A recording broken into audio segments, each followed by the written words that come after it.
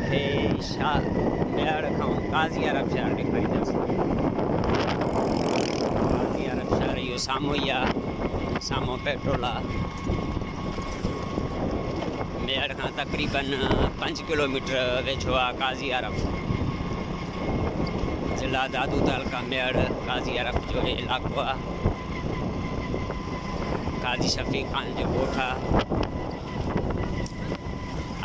अॼु जे ॾींहं में तव्हांखे हे इलाइक़ो ॾिसंदासीं। इहा काज़ियारफ जो पेट्रोल पंप। काज़ियारफ जा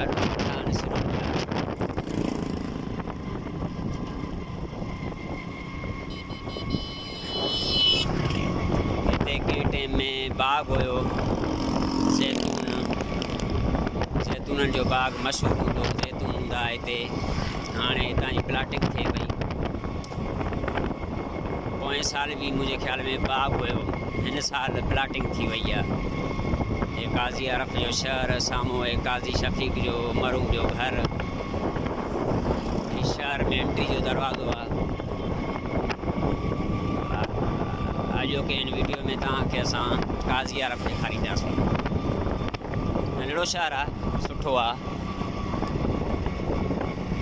साम्हूं 2 टावर लॻल आहिनि हिते। हिकिड़ो मोबिलिंग जो टावर आहे, हिकिड़ो ज़ोंग जो टावर आहे। जंहिं कंपनी में मां कमु कंदो आहियां ज़ोंग में, उन जो टावर आहे। कंपनी जे तरफ़ूं राउंड लॻंदो आहे असांजो, ज़ोंग वारनि जे तरफ़ूं। हिकु न ॿिए ॾींहुं हर रोज़ु काज़ियारफ मुख़्तलिफ़ शहरनि ॾे वेंदा आहियूं। इंशाअल्लाह तव्हांखे असां हर रोज़ु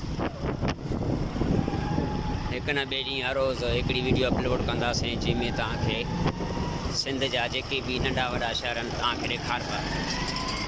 पर महिरबानी करे असांखे जेको आहे सपोर्ट कयो, जीअं असां पंहिंजे चैनल खे अॻिते खणी हलूं ऐं तव्हांखे सिंध जी पूरी जी सैर करायूं इंशाअल्लाह। जेको तालुको आहे सिंध सॼी असांजी जो जेको ज़िले दादू में तालुको मेहर आहे, सॼो तालुको दादू ज़िले जा शहर नंढा वॾा इंशाअल्लाह तव्हांखे ॾेखारबा।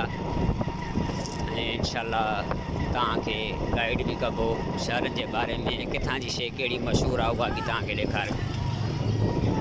महिरबानी करे लाइक ज़रूरु कजो, कमेंट्स कजो ऐं शेयर कजो।